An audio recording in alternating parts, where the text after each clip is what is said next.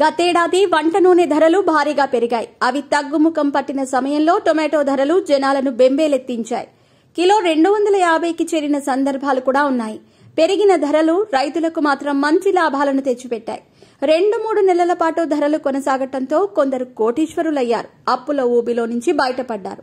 Tomato ధరలు తగ్గుముఖం పట్టగానే అల్లం వెల్లుల్లి ధరలు పెరిగాయి. తర్వాత ఉల్లి కూడా మోత మోగించింది. నిత్యావసరాల ధరలు ఆకాశాన్ని తాకటంతో సామాన్యుల జేబులు ఖాళీ అవుతున్నాయి.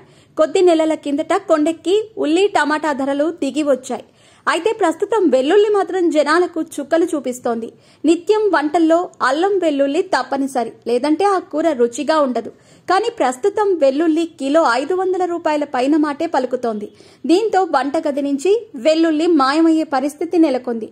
2 వారాల్లో ధరలు రెట్టింపయ్యాయి. వాస్తవానికి గతేడాది నవంబర్ మధ్య నుంచి దేశవ్యాప్తంగా వెల్లుల్లి ధరలు పెరుగుతూ వస్తున్నాయి. డిసెంబర్లో రీటైల్ మార్కెట్లలో వెల్లుల్లి కిలో 350 నుంచి 400 రూపాయలుండగా హోల్సేల్ మార్కెట్లో అత్యంత నాణ్యమైన వెల్లుల్లి 250 రూపాయలు పలికింది. కానీ ప్రస్తుతం ఇది మరింత పెరిగింది. ఏకంగా కిలో 500 రూపాయలు దాటేయటం గమనార్హం. వెల్లుల్లి దిగుబడి తగ్గటంతో మార్కెట్లోకి సరఫరా అంతంత మాత్రంగా ఉంది. డిమాండ్కు తగిన సప్లై లేకపోవడంతో వెల్లుల్లి ధర పెరుగుతోంది. వెల్లుల్లి సాగు వేసవి, ఖరీఫ్ అలాగే శీతాకాలంలో రబీ సీజన్లలో జరుగుతుంది.